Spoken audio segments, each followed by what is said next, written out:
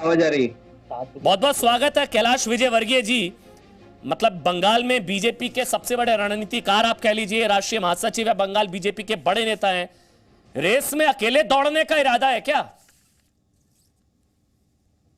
नहीं नहीं, हम तो सबको साथ में लेके चलने का पे विश्वास रखते हैं। और हम ये भी चाहते हैं कि अ, एक मेरा नारा है बचपन से कि दुश्मन सलामत रहे, जंग जारी रहे। तो जंग जारी है। और जिस तरीके से वहां पर पश्चिमी बंगाल में भगदड़ मच रही है ममता जी के खेमे से, इससे साफ हो गया कि ममता जी का जहाज डूब रहा है। जहां तक पूरी तृणमूल का सवाल है, मुझे लगता है कि जो सत्ता का अहंकार है ममता जी का और उनके भतीजे का, उनके भतीजे जिसको कि बंगाल में भाईपो कहते हैं, उनके द्वारा जिस प्रकार कोयला माफिया, सैंड माफिया, गोरू माफिया, गोल्ड माफिया, सिंडिकेट राज को संरक्षण दिया जा रहा है और सीनियर टीएमसी के नेताओं का अपमान किया जा रहा है, उससे बहुत सारे नेता अपने आप को ठगा हुआ सा महसूस कर रहे हैं। और मुझे लगता है कि यह अहंकार ही टीएमसी को ले डूबेगा, ऐसा मुझे लगता है। अच्छा, ये टीएमसी नेताओं के अपमान से आहत होकर आ रहे हैं या तोड़फोड़ आप करा रहे हैं? टीएमसी के नेता कह रहे हैं तोड़फोड़ नहीं आप करा रहे हैं टीएमसी में। नहीं नहीं, हमारी कोई भूमिका ही नहीं है। हम तो जो आपस में उनके विवाद हो रहे हैं उसको दूर से खड़े खड़े देख रहे हैं। और जो हमारे लायक कोई व्यक्ति है वो भारतीय जनता पार्टी में आना चाहता होगा तो उसको सम्मिलित कर लेंगे। बस ये हमारी भूमिका, इससे ज्यादा कुछ भी नहीं है। अच्छा, आपका कोई लेना देना नहीं है इसमें, लेकिन अगर बीजेपी आते हैं तो स्वागत है। किसको लेना ये भी हम तय करेंगे। हर किसी को नहीं ले लेंगे। जो चिट फंड में सम्मिलित हो, जो भ्रष्टाचार में सम्मिलित हो, उसको हम नहीं लेंगे। जो अच्छे हैं, भारतीय जनता पार्टी के लायक होंगे तो उनको ले लेंगे। अच्छा, ये तीन मैं पूछ लेता हूं। शुभेंदु अधिकारी हैं, जितेंद्र तिवारी हैं और शीलभद्र दत्ता हैं।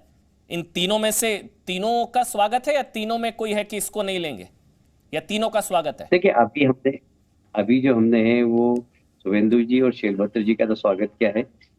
जितेंद्र तिवारी के बारे में हम लोग अभी विचार कर रहे हैं, क्योंकि बहुत सारे नामों से उनका नाम जुड़ा हुआ था। इसलिए अभी जितेंद्र तिवारी जी के बारे में हमने कोई विचार नहीं किया है। अच्छा, ये क्या महज इत्तेफाक या मैं संयोग मानूं कि यहाँ इस्तीफा और वहाँ बीजेपी आप लोग स्वागत कर रहे हैं? ये संयोग है, इत्तेफाक है? उनका वहाँ छोड़ना, इसमें आपका कोई लेना देना नहीं है, ये संयोग है, इत्तेफाक है ना वर्गीय जी? बिल्कुल बिल्कुल, हमारा कोई लेना देना नहीं है। इनके आपस में ही लोग समझ रहे हैं कि टीएमसी में जो चल रहा है वो ठीक नहीं किया। और दूसरी बात सबसे बड़ा ये लगता है लोगों की, 2 बार जनता ने ममता जी को आशीर्वाद दिया पर बंगाल का विकास नहीं हुआ बल्कि विनाश की ओर बंगाल चल रहा है। तो अब हम चुनाव में कैसे जाएंगे? हम जाएंगे, जनता क्या जवाब देंगे?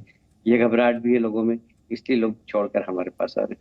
अच्छा, ये कहा जा रहा था कि शुभेंदु अधिकारी जो हैं, आप अगर गलत हो तो मुझे सही करिएगा, इस तरह की खबरें हैं, आपको तो पता ही होगा कि अमित शाह के बंगाल दौरे के दौरान शामिल होंगे बीजेपी में। सही है हाँ, गलत? हो सकते हैं। कल कल मेदिनीपुर में शामिल हो सकते हैं। अभी उनका एक मैसेज आया है, तो मैंने क्या, कौन कौन आ रहे हैं पहले सूची भेज दें हमारे पास। हम देखेंगे किसको लेना और किसको नहीं लेना, उसके बाद ही हम आपको कंफर्म करेंगे। नहीं। तो अभी सूचना तो आई, आपसे बात करने के पहले ही जस्ट अभी सूचना आई है कि हम लोग ज्वाइन करना चाहते हैं। मैंने क्या, कौन कौन ज्वाइन करना चाहते हैं, कृपया आप सूची भेज दीजिए। ये शुभेंदु जी का आपको मैसेज आया? जी हाँ, जी हाँ, जी हाँ। क्या मैसेज आया सर, अगर आप बता पाए? यही कि हम लोग कल गृह मंत्री जी से मिलना चाहते हैं और भारतीय जनता पार्टी के साथ काम करना चाहते हैं। शुभेंदु जी को तो हमने कहा है कि आपका स्वागत है। बाकी लोग जो भी हैं, उनके साथ में जो भी आ रहे हैं, उनका उनकी आप सूची भेज दीजिए। और उसमें कुछ विधायक भी हो सकते हैं, सांसद भी हो सकते हैं। अभी उन्होंने लिस्ट नहीं भेजी है, पर मुझे लगता है कि कार्यकर्ताओं की संख्या भी हजारों में है, जिसमें सरपंच है, जिला पंचायत है, डिस्ट्रिक्ट प्रेसिडेंट है, ब्लॉक प्रेसिडेंट है, ऐसे बहुत सारे लोग हैं। 4-5 जिले के, वो सब लोग कल ज्वाइन करना चाहते हैं। ऐसा भी टेलीफोनिक चर्चा हजारों? हुई है हमारी। आप कह रहे हैं हजारों हैं? हजारों कार्यकर्ता। किस किस स्तर के, कौन कौन नेता? जैसे बताया मैंने, पंच है, सरपंच है, ब्लॉक अध्यक्ष हैं, डिस्ट्रिक्ट के पदाधिकारी हैं। ऐसे सब लोग हैं जो 4-5 जिलों से हैं वो। और वो सब लोग काफी बड़ी संख्या में आ रहे हैं। नहीं तो कैलाश विजयवर्गीय जी, अगर अब हजारों आ जाएंगे तो फिर सिर्फ ममता लड़ेंगी क्या टीएमसी में चुनाव? मतलब सिर्फ ममता बचेंगी नहीं टीएमसी में फिर? नहीं नहीं, ममता जी लड़ेगी चुनाव और अच्छे से लड़ेगी। पर हम तो इस बात के पक्षधर रहते हैं कि डेमोक्रेसी में प्रजातंत्र में विपक्ष भी अच्छा मजबूत होना चाहिए। तो इतनी चिंता तो हम करेंगे कि विपक्ष रहे और अच्छा मजबूत रहे। नहीं तो कल अब शुभेंदु अधिकारी, मैं हेडलाइन चला दूं ना कि आप बता रहे हैं शुभेंदु अधिकारी कल शामिल हो रहे हैं, मैं हेडलाइन चला दूं ना? हाँ, आप चला सकते हैं कि शुभेंदु अधिकारी कल ज्वाइन हो सकते हैं। अभी उन्होंने इच्छा प्रकट की है, पर अभी हमने फाइनल नहीं किया है। हमने कहा है कि कौन आ रहा है, जरा सूची आप भेज दीजिए, उसके बाद जब हम यस कहेंगे उसके बाद ही। उन्होंने इच्छा प्रकट की है। अच्छा, उन्होंने कहा है वो आना चाह रहे हैं और आप लोगों ने अभी तय नहीं किया, बेसिकली ये है ना खबर, आप लोगों ने अभी तय नहीं किया है। शुभेंदु के बारे में तो तय है, शुभेंदु को हम लेने के लिए तैयार हैं, और तो शुभेंदु जी कल के साथ शामिल हो रहे कौन हैं कौन आ रहा है शुभेंदु? हो सकते हैं। अब आप महासचिव हैं राष्ट्रीय, बंगाल का सबसे बड़ा नाम है, आप अगर हो सकते हैं कह रहे हैं तो फिर कहीं फंसा हुआ है क्या? अच्छा, उनका इस्तीफा नामंजूर हो गया वैसे, शुभेंदु अधिकारी का ये भी खबर है सर, आपको पता होगा, इस्तीफा नामंजूर हो गया है। तो इस्तीफा नामंजूर तो कल देखिए, कैसे शामिल होंगे फिर? मेरे पास अभी ये भी जानकारी आई कि टीएमसी के काफी बड़े बड़े नेताओं ने उनसे संपर्क किया कि नाराजगी दूर कर लो, आपको उप मुख्यमंत्री बनाएंगे और ये करेंगे वो करेंगे, सब प्रलोभन उनको दे रहे हैं। ऐसा मेरे को किसी थर्ड व्यक्ति ने कहा, शुभेंदु जी ने कहा। पर शुभेंदु जी ने तय कर लिया कि अब मैं टीएमसी में नहीं रहूंगा, और इसलिए अब वो भारतीय जनता पार्टी में आ सकते हैं, और हम उनका स्वागत करेंगे। और उनके साथ कौन कौन आ रहा है वो सूची हमने मांगी है, और वो अगर सूची देखेंगे तो हम यस करेंगे, उसमें लेने लायक होंगे तो जरूर लेंगे उनको। कैलाश विजयवर्गीय जी, अब 2 दिन में 3 विधायक, 2 दिन में 3 विधायक, अभी शायद 150 दिन के आसपास हैं, तो इस स्ट्राइक रेट से खेलेंगे तो फिर कितने अभी, मतलब इतने 150 दिन और इस्तीफे कितने मोर?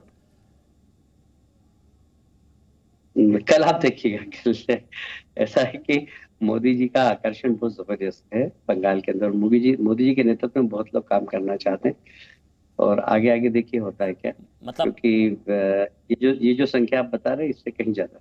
अच्छा, और विधायक इस्तीफा दे सकते हैं मतलब? हाँ हाँ। कितने?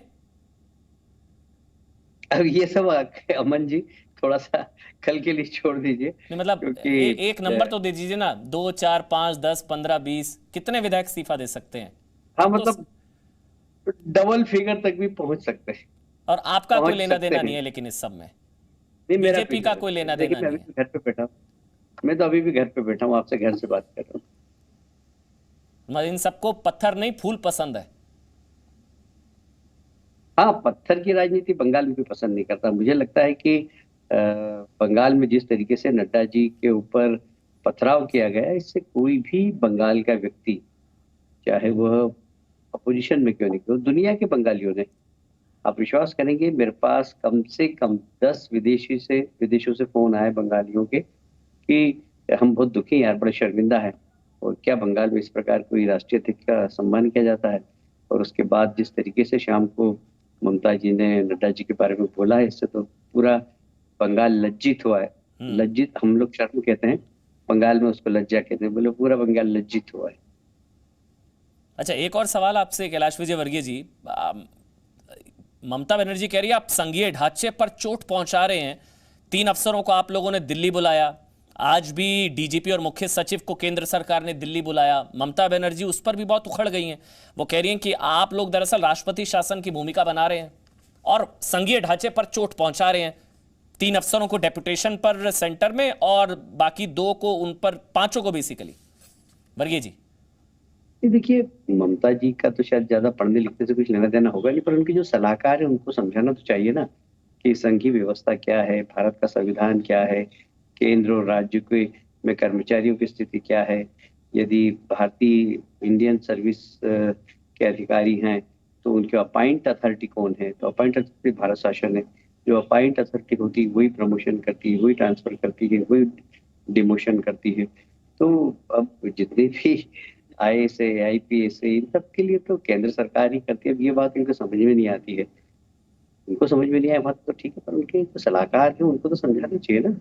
और जो आईएएस अफसर है, जो आईपीएस अफसर हैं, उनको समझना चाहिए भाई कि आप इस लड़ाई में आपका नुकसान हो जाएगा।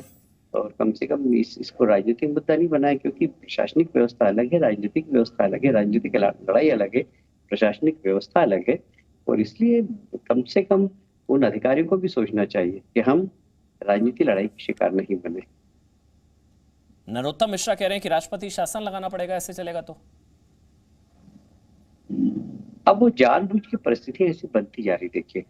अब देखिए, अब सामान्य आदमी, अब जब से नड्डा जी के ऊपर पथराव हुआ उसके बाद हमारे 5 कार्यकर्ताओं की हत्या हो गई अलग अलग। अभी हमारा जनसंपर्क अभियान चल रहा है, तो वहाँ कार्यकर्ताओं को घेर घेर के मार रहा है। कभी 16-17 स्थानों पर कार्यकर्ताओं के साथ मारपीट हुई। तो ये जो अराजकता है, ये जो आतंक का फैलाना है प्रदेश में, क्योंकि अब जमीन तो खिसक गई है, तो हम आतंक के बल पर ही बंगाल में कुछ कर सके, इस सोच के साथ काम करना, मैं समझता हूँ कि डेमोक्रेसी में तो इसको कोई स्थान नहीं देना चाहिए। तो बंगाल में चुनाव राष्ट्रपति शासन में।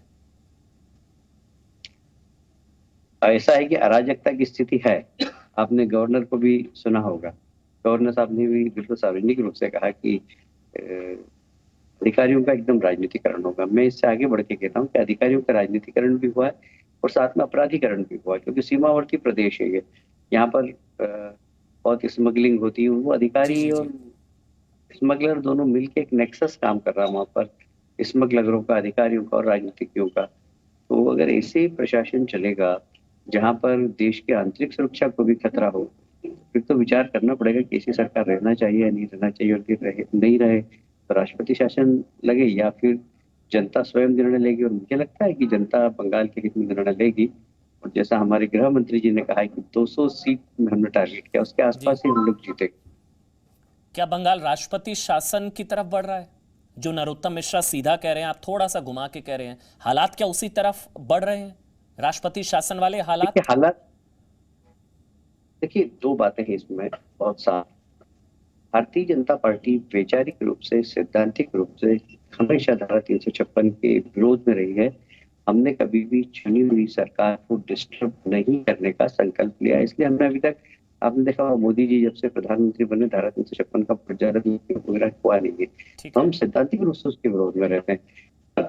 जब एकदम अराजक स्थिति हो जाए तो संगठनात्मक एक कार्यकर्ता के नेतृत्व से हमने और ये मांगे कि राष्ट्र शासन लगे, बाकी राष्ट्रपति शासन लगाना नहीं लगाना ये तो केंद्र सरकार का निर्णय है। और लगना मुझे चाहिए। लगता है कि वो, दूसरी बात मैं बता रहा हूँ कि राष्ट्रपति शासन नहीं लगे तो फिर चुनाव आयोग प्रदेश की जनता को ये आश्वस्त करे कि चुनाव लीडर होके, निष्पक्ष होके लोग मतदान कर सके। क्योंकि राज्य की सरकार की नौकरशाही से अगर हमने चुनाव कराया तो चुनाव वहां निष्पक्ष नहीं होंगे।